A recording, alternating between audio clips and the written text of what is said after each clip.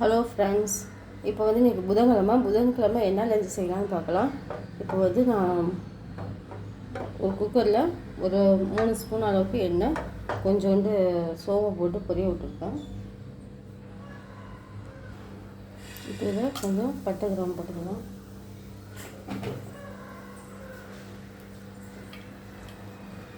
இப்போ ஒரு 3 தக்காளி, 2 பச்சை மிளகாய், ஒரு 2 வெங்காயம் கட் பண்ணி வச்சுருக்கேன்.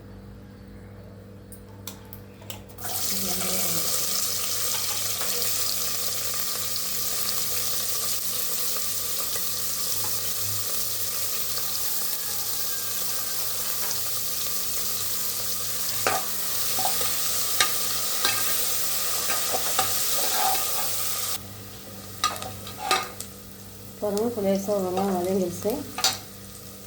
இப்போ நம்ம தக்காளி, பச்சை மிளகாய்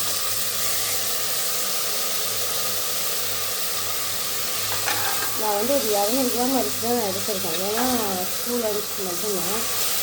அதாவது தக்காளி நிறைய போட்டிங்கன்னா நல்லா ஜூஸியாக இருக்கும்.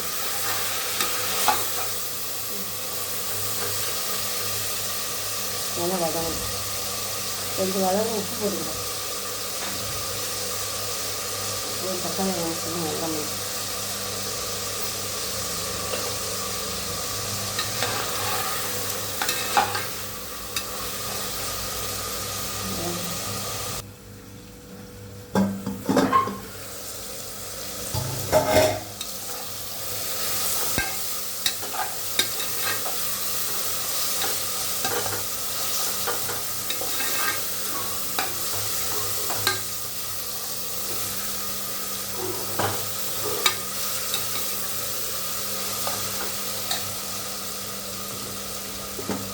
இந்த ஸ்டேஜில் ஒரு 1/2 ஸ்பூன் இஞ்சி பூண்டு பேஸ்ட் போடுறேன்.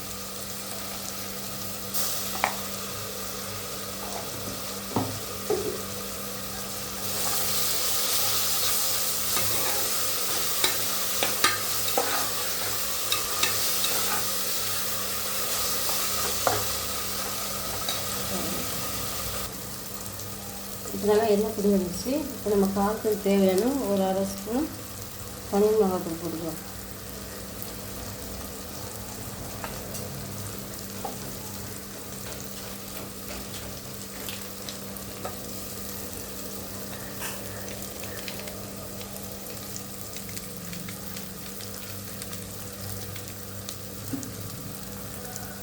இதெல்லாம் ஒரு 1/4 ஸ்பூன் போட்டு பிரியாணி மசாலா ஃப்ளேவருக்காக.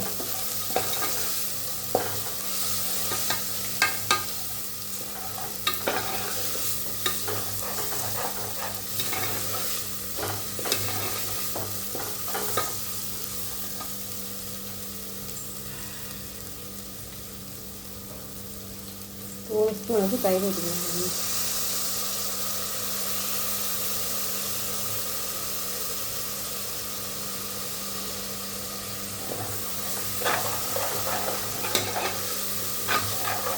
தயிர் ஊற்றினா நம்ம இந்த சாப்பாடு நமக்கு சாஃப்ட்னஸாக இருக்கும். ஒரு அரிசி சாப்பாடோட ஒட்டாமல் இருக்கும்.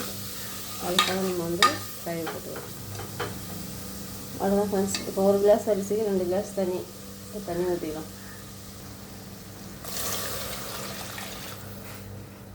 தண்ணி ஊற்றிக்கலாம். இப்போ நம்ம உப்பு எவ்வளோ தேவைப்படுமோ அவ்வளோ உப்பு போட்டுக்கலாம்.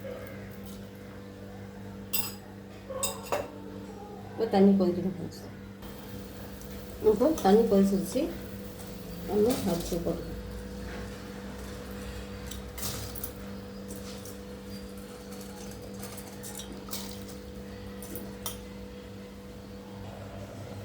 உப்பு இருக்கான்னு பார்த்துக்கோங்க. நான் கொஞ்சம் கொத்தமல்லி போட்டுருக்கேன். பார்த்துக்கிட்டு ஒரு ரெண்டு விசில் உங்கள் அரிசியை பொறுத்த அளவுக்கு. இப்போ நான் வந்து இது 2 விசில் விட்றேன்.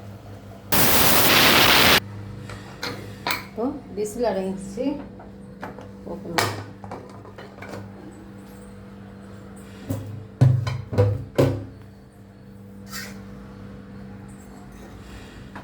பாருங்க ஃப்ரெண்ட்ஸ், தெரியுதா?